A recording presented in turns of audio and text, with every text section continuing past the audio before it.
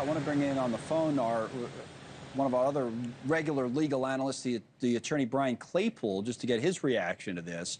Rico, no verdict. They can't reach one right now, but 4 of the 5 they did. What would you break down, Brian, that stands out from what you've heard coming out of this this jury so far? Yeah, great to be with you.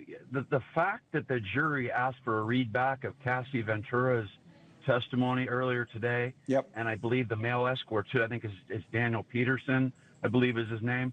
That told me that the jury was likely to convict on the sex trafficking involving Cassie Ventura. Remember, the jury had 3 opportunities, 3 different instances in which they could have found a conviction for sex trafficking as to Cassie Ventura. So that was crucial because, look, if they weren't going to convict on that, they don't need a readback. So I'm pretty sure you've got a guilty on Cassie Ventura's sex trafficking. I would guess that you probably don't have a guilty on Jane Doe on sex trafficking. Let's focus on that. Reason why is it didn't really come across as a lot of force and coercion with her, and then she had the $10,000 a month stipend with Sean Combs. So I don't think you're going to get sex trafficking on her.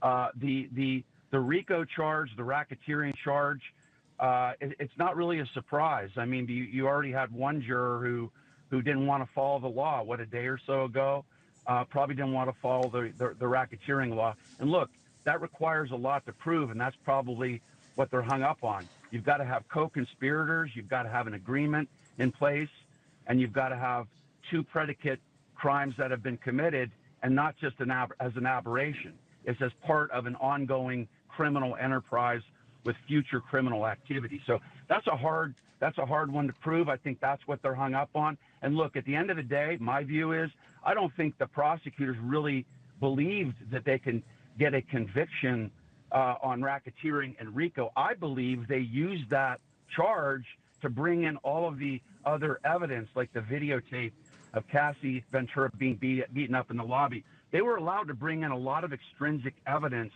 to try to prove up the RICO charge. And I think that bolstered the sex trafficking charge against Cassie Ventura because that's the one they really wanted to get.